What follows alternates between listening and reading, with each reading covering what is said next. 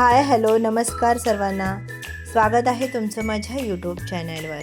तर आज आपण करणार आहोत आलूच्या पानांचं आणि देठांचं फतफतं। तर चला, हे बघा, ही आलूचे पानं आहेत। ह्याला ते आमच्या कोकणी भाषेमध्ये तेरसुद्धा म्हटलं जातं। तर बघूया आता हे कसं साफ करायचं ते।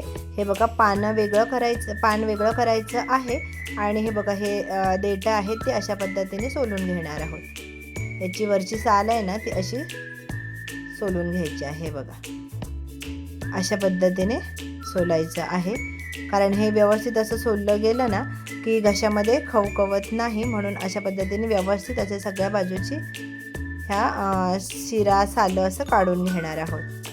हे बघा, अशा पद्धतीने सगळे हे आपण देठं सोलून घेतलेली आहेत आणि पानं वेगळी करून घेतलेली आहेत। हे बघा, ही स्वच्छ अशी पानं ठेवलेली आहेत, जी खराब होती ती टाकून दिलेली आहेत। आणि हां, हे कसं आहे माहिती आहे का, हे काढून 2 दिवस तसंच ठेवायचं, की 1.5 ते 2 दिवस तसंच ठेवायचं आहे आणि नंतर मग वापरायचं आहे, कारण मग खवखवत नाही। हे बघा, अशा पद्धतीने एवढीही मी घाण काढलेली आहे किंवा ह्याची सालं वगैरे ही अशी सोलून घेतलेली आहेत। आता हे बघा, हे देठं व्यवस्थित 2 पाण्याने मी धुवून घेतलेली आहेत। आता मीठ टाकायचं आहे आणि एक 10 ते 15 मिनटं पाण्यामध्ये असंच ठेवायचं आहे। अजून पाणी थोडं आपण ॲड करूया यामध्ये।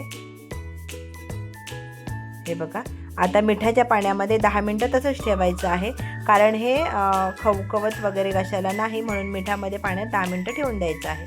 आता अशाच पद्धतीने मी पानं पण 2 वेळा धुवून घेतलेली आहेत।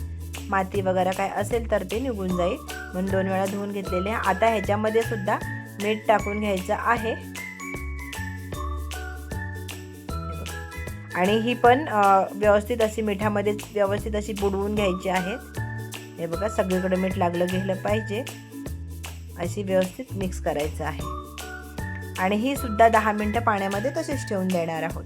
तर चला, आपण आता एक कुकर घेणार आहोत आणि 10 मिनटं झालेली आहेत आणि आता देठं ही आहेत ना, ती यामध्ये कुकरमध्ये टाकून घेणार आहोत।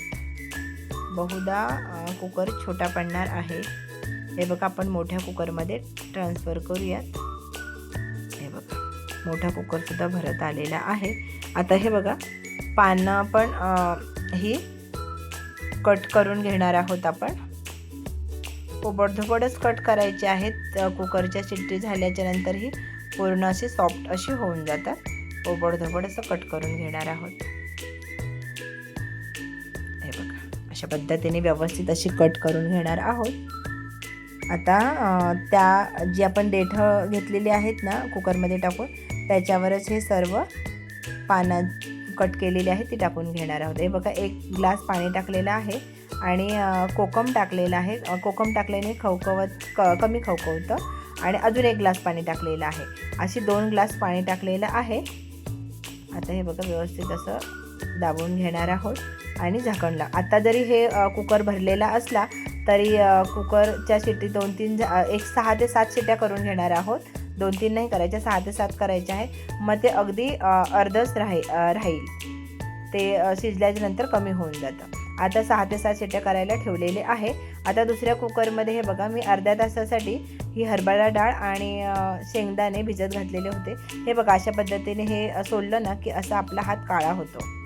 हे बघा, हे आता कुकरला टाकून घेणार आहोत। सगळी डाळ आणि हे टाकून घेतलेलं आहे।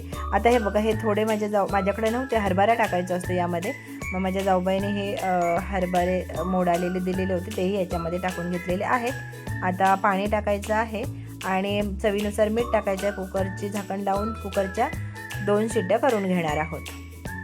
आता हे बघा, डाळ आणि शेंगदाणे वगैरे शिजत आहेत। आता हे पण शिजत आहे। हे बघा, आता मी अर्धा तास व्यवस्थित अशी शिट्टी काढल्याच्या नंतर अर्धा तास तसंच ठेवून दिलेलं होतं। थोडं कोमट झालं, त्यानंतर स्मॅचरच्या साहाय्याने हे स्मॅश करून घेणार आहोत, एकजीव करून घेणार आहोत। हे बघा, अशा पद्धतीने एक 5 मिनटं एकजीव करून घेतलेलं आहे। हे बघा, असं झालेलं आहे व्यवस्थित। आता हे बघा, शेंगदाणे पण बघा छान शिजले गेलेले आहेत। हे बघा, शिजला आहे शेंगदाणा। आता हरभरा पण बघूया। हरभरा पण छान शिजलेला आहे। हरभरा शिजायला वेळ लागत नाही। आता हे पण शिजलेलं आहे। पण झालेलं आहे, आता रेडी आहे. आता हे बघा मी 2 पूर्ण कांदा, लसणाचा कांदा 2 व्यवस्थित असे सोलून घेतलेले आहेत आणि ठेसून घेतलेले आहेत. एका कढईमध्ये तेल टाकायचं आहे, साधारणतः 2 चमचे. त्यामध्ये जिरं, कढीपत्ता चांगला फुलून घ्यायचा आहे आणि आपण लसूण भरपूर सारा घेतलेला आहे, तो पण ठेसून टाकलेला आहे, ते याच्यामध्ये टाकून घ्यायचं आहे. 2 ते 3 कमी तिखटवाली मिरची घेतलेली आहे, ती याच्यामध्ये बारीक कट करून टाकलेली आहे. छान असं परतून घ्यायचं आहे.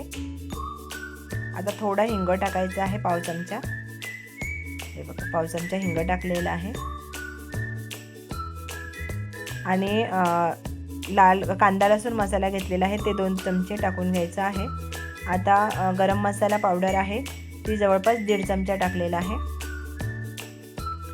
चवीनुसार मीठ, हळद पावडर पाव चमचा. आता हे व्यवस्थित असं सगळं मिक्स करून घेणार आहोत. गॅसची फ्लेम बारीक करायची आहे. आता हे बघा आपण जे हे शेंगदाणे, डाळ, हरभरा उकडून घेतलेला आहे ना, तो पहिला याच्यामध्ये टाकून घेणार आहोत. म्हणजे छान मसाल्याचा कोट होतो याला आणि चव पण छान येते, म्हणून मसाल्यामध्येच आधी टाकून घ्यायचं आहे. हे बघा आता हे पण व्यवस्थित असं ढवळायचं आहे आणि यामध्ये सोडून घेणार आहोत. हे बघा फोडणी छान अशी द्यायची आहे. हे बघा छान बसली गेलेली आहे फोडणी. हे बघा किती छान दिसतं आहे. जितकं दिसतं आहे छान ना, तितकं चवीला एकदम भन्नाट होतं. खरंच तुम्ही नक्की करून बघा. जर तुम्हाला हे अळूचं फतफद अळू मिळालं तर तुम्ही नक्की हे फतफद ह्याचं करून बघा, खूप चविष्ट असं लागतं. आता जे मी डाळ आणि शेंगदाणे जे शिजवलेलं पाणी होतं ना, ते यामध्ये ॲड केलेलं आहे. एक्स्ट्राचं दुसरं पाणी ॲड केलेलं नाही. हे बघा आता छान अशी उकळी येऊन द्यायची आहे आणि 10 मिनटं चांगलं बारीक मिडियम गॅसवर छान शिजवून घ्यायचं आहे. उकळी काढून घेणार आहोत. हे बघा सगळं व्यवस्थित असं मिक्स करूयात पहिलं आणि चांगलं उकळी काढून घेऊयात. हे बघा आता उकळी आलेली आहे. अजून 5 मिनटं चांगलं शिजवून घेऊयात त्याला. झालेलं आहे बघा, किती छान दिसतं आहे. एकदम छान लागतं चवीला. तर तुम्ही नक्की भेटलं तर करून बघा नक्की. आता हे बघा तांदळाच्या पांढरी शुभ्र तांदळाली टम्म फुगणारी भाकरी याच्याबरोबर चवीला एकदम भारी लागते. हे बघा माझं आता ताट रेडी आहे. पांढरी शुभ्र तांदळाची भाकरी आणि आलूचं फतफद, साईडला कांदा, लिंबू, मिरची एकदम चवीला भन्नाट लागतं. तर तुम्ही नक्की, जर तुम्हाला हे फतफद्याचं आलू जर मिळालं तर तुम्ही नक्की करा.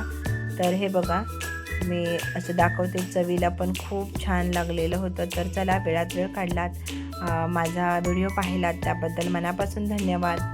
तर चला उद्या भेटू आपण एखाद्या नवीन रेसिपीसोबत, नवीन व्हिडिओसोबत. तोवर बाय.